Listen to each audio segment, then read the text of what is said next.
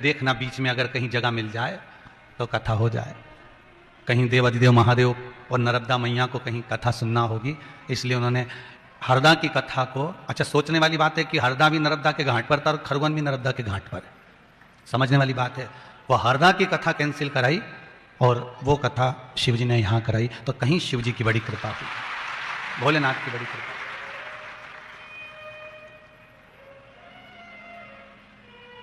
8 दिन में हिमांशु जी, तुषार जी, पाठक परिवार और पूरे खरगोन को फिर कह रहा हूं, 8 दिन में इतनी व्यवस्था करना किसी अच्छे के बस की बात नहीं है। बहुत मुश्किल है, बहुत मुश्किल। मुझे तो लगता है 2-4 दिन तो आपको ये ग्राउंड को कंप्लीट करने में लगा होगा। जो ये 10-12 एकड़ का जो ग्राउंड है, इसको कंप्लीट करने में। अभी इंदौर में कथा हुई थी, वो 6 एकड़ की जगह में कथा हुई थी, और ये जो कथा हो रही है वो 12 एकड़ की जगह में हो रही है, तो भी जगह देखो तो पूरी की पूरी फुल है। अब जरा विचार करिए, इतना कंप्लीट करना, भूमि को कंप्लीट करना, फिर उसको कंप्लीट कर फिर डूम आदि टेंट आदि सारी व्यवस्थाएं जमाना, बिछात आदि सब व्यवस्थाएं करना, ये कोई दूसरा नहीं कर रहा था। कराने वाला शिवजी है, करने वाला शिवजी और सुनने वाला शिवजी है, किसी के बस की बात नहीं। बहुत मुश्किल है सर।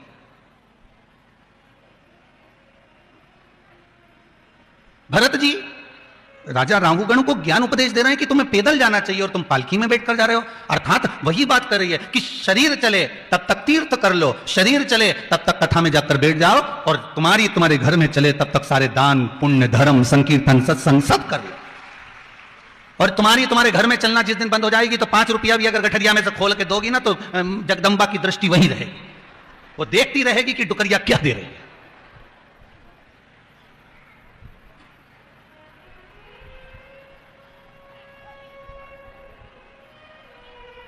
महाराज जो भगवान की भक्ति में डूबा रहता है, जो भगवान के भजन में डूबा रहता है, जो भगवान के अविरल भक्ति में डूबा रहता है, जैसे भरत जी महाराज भगवान की भक्ति में डूब गए। उन्होंने कहा राम जी का खेत है, राम जी की चिड़िया। अब ये भगवान की भक्ति में ऐसे डूब गए कि बड़े भाई ने इनको मूर्ख समझा, पागल समझा, नाम रख दिया जड़ भरत। जड़ मतलब पागल, और भगवान की भक्ति में पागल होना प्रमोशन है और समझदार होना डिमोशन है। बहुत ध्यान देना महाराज, अगर पागल होना प्रमोशन है, समझदार होना डिमोशन है। अगर आप भगवान की भक्ति में पागल हुए हो, भगवान के भजन में पागल हुए हो, भगवान के स्मरण में पागल हुए हो, भगवान की भक्ति में अगर आप पागल हो गए हो, तो फिर ये आपका प्रमोशन है। वृंदावन में एक मंदिर है, पागल बाबा का मंदिर। कौन कौन गया, जरा हाथ उठाओ। गए हो सब लोग? हाँ, रख लो। अगली बार जाओ तो खरगोन की 2-4 की ओर पकड़ के ले जाओ, तो उसमें क्या दिक्कत है? अपने को जाना चाहिए। तो वृंदावन में एक मंदिर है पागल बाबा का, उस मंदिर में नीचे दर्शन करो तो लिखा हुआ है दरवाजे पर, इससे जोरदार मंदिर ऊपर है। 50 सीढ़ी चढ़ के ऊपर जाओ, दर्शन करो, दर्शन करने के बाद लिखा इससे जोरदार मंदिर ऊपर है, और ऊपर चढ़ गए। कितने मंजिल हो गई? फिर लिखा इससे जोरदार मंदिर ऊपर है, और ऊपर गए। पागल बाबा के मंदिर पे और चढ़ गए, फिर वहां लिखा था इससे जोरदार और ऊपर है। 9 मंजिल का मंदिर है। सीढ़ी चढ़ा के, हाँ बड़ी भरवा के ऊपर पहुंचा दिया आखिरी में, और एक पत्थर पे लिखा था नीचे उतर जा, काहे को चढ़ा है।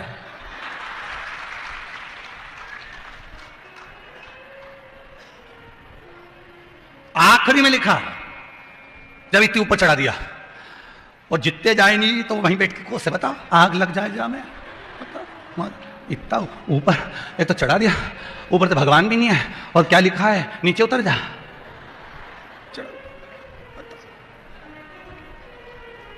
जब मंदिर का नाम ही है, जम के तो बोलो पागल बाबा का मंदिर, तो उतने में समझ जाना था कि ये ऊपर चढ़ा रहे हैं।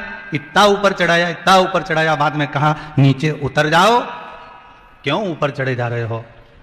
अर्थात वो पागल नहीं था, समझदार था। उसने समझाने का प्रयास करा कि जो सुख नीचे भगवान के चरण में है, वो सुख ऊपर जाने के बाद नहीं मिलने वाला। उसने समझा दिया। जो समझदार थे वो समझ गए कि चरणारविंद को पकड़ना है, हमें भगवान के चरणों को पकड़ना है। अगर भगवान के चरण, जैसे ब्रह्मा और विष्णु के बीच में बात हुई, और ब्रह्मा और विष्णु ने आपस में बात कर लिया कि शंकर जी के चरण कौन देखेगा और सिर कौन देखेगा, तो ब्रह्मा जी ने सिर देखना चाहा और भगवान विष्णु ने चरण देखना चाहा, क्योंकि भगवान विष्णु को यह मालूम था कि चरण मिल जाएंगे तो जिंदगी सवर जाएगी। पर चरण आज के जमाने में कौन पकड़ना चाहे?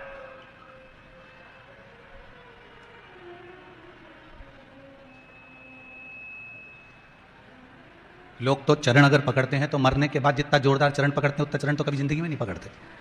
जब लाश पड़ी रहती है ना बॉडी, तो घर की बहू इतना घूंघट करके अल्लाती नई नई डिजाइन में चिल्लाती चिल्लाती आए, 2-4 लोगों से पकड़ के लाए, चरणों में पकड़ कर माफ कर देना अम्मा, क्षमा कर देना, मैंने कहीं गलती करी हो तो क्षमा कर देना। ऊपर से डोकरी बोल रही अभी रुक जा 13 दिन हो जाते फिर बताऊंगी थारे, अभी कई बताऊंगी।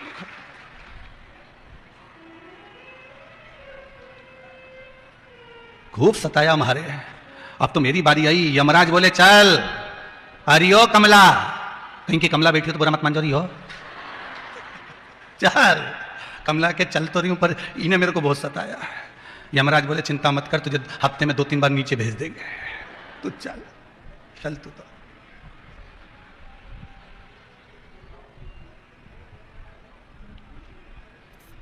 हम कई बार बोले एक आध बार शंकर जी मिल जाएंगे तो उनसे एक बात करना है, और बात करके कुछ भी फालतू की बात नहीं करना, अपन को तो एक ही बात करना है, प्रभु ये जो सिस्टम है ना तुम्हारा ये बंद कर दो कि आज करोगे तो कल भुगतना पड़ेगा, परसों भुगतना पड़ेगा, बाद में भुगतना पड़ेगा। तुम तो आज का निपटारा आज करो। सीधी सीधी बात है, जो बहू अपने सास को परेशान करे उसी सास से कह दो ने मरने के बाद की छाती पे चढ़े, निपटारा यूज हो जाए जरा सीधे।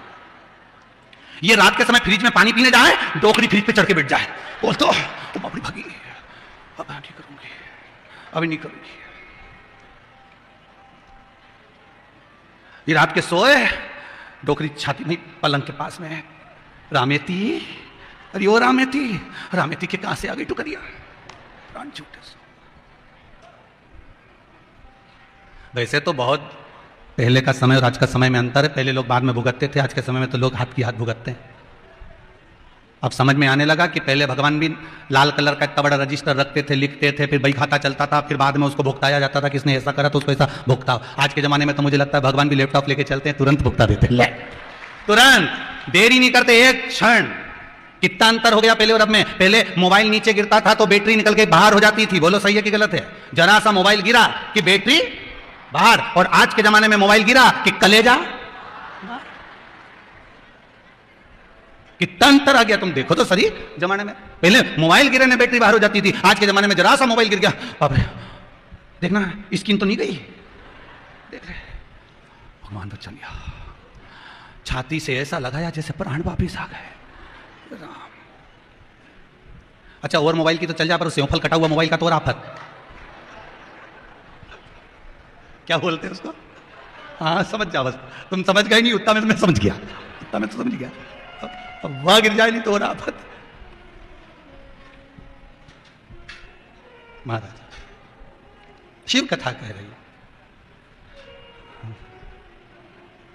अगर बाली का पुत्र अंगद जितना बलशाली था, उतना बलशाली, उतना बलवान सुग्रीव का बेटा दधिबल भी था, उतना बलशाली दधिबल भी था। पर दधिबल परम भगवदीय वैष्णव था, इसलिए थोड़ा शांत था, थोड़ा मौन था, चुप था, वो बोलता नहीं था ज्यादा, वो भगवान की अविरल भक्ति में डूबा रहता था।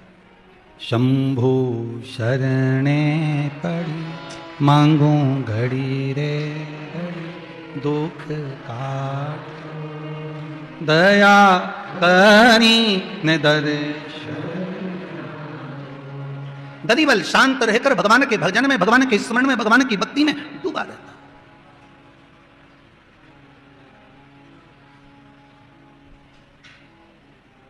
और उसको कुछ अब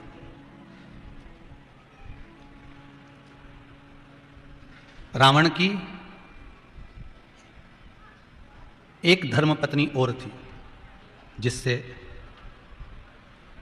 एक पुत्र उत्पन्न हुआ था जिसका नाम था नरंतक।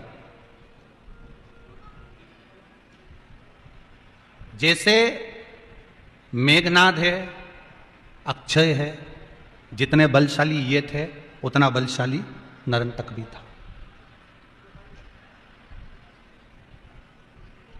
उतना ही बलशाली ये नरंतक रावण का पुत्र भी था।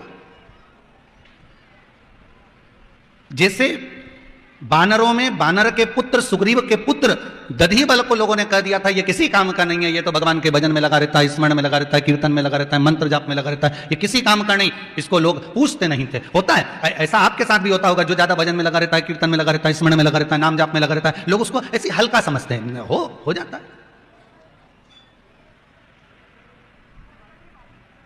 हम कई बार एक कथा कही है कि एक बार हैदराबाद कथा करने जा रहे थे और शमशेरगंज गौशाला में कथा थी हैदराबाद के, और ट्रेन से जा रहे थे तो नागपुर से कुछ लड़के लड़कियां ट्रेन में चढ़ गए। अब ट्रेन में चढ़े तो धोती पहने थे हम भी, अब छोरे छोरियां सब हंसी उड़ाने लगे। अब हंसी उड़ाने लगे तो उसमें कुछ लड़के कॉलेज के जो थे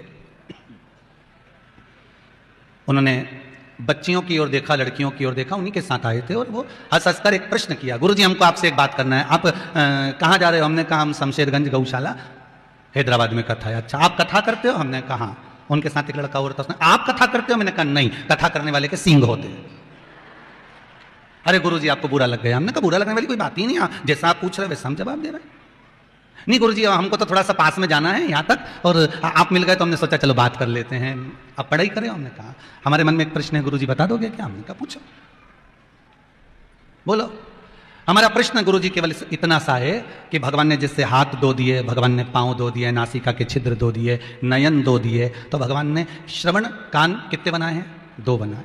अगर भगवान ने ये कान 2 दिए हैं तो गुरुजी हमको पूछना केवल इतना सा है कि सुनाई तो ये कान में जो छिद्र हैं, इन छिद्र से सुनाई देता है, इन छिद्र से सुनाई पड़ता है। सुनाई तो हमको इन छिद्रों से देता है, फिर भगवान ने हमको ये क्यों दिया?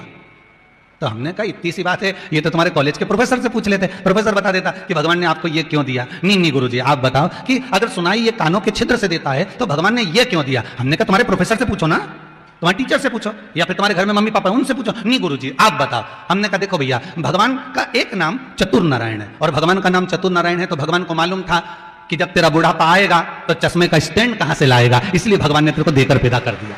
भगवान ने कहा ये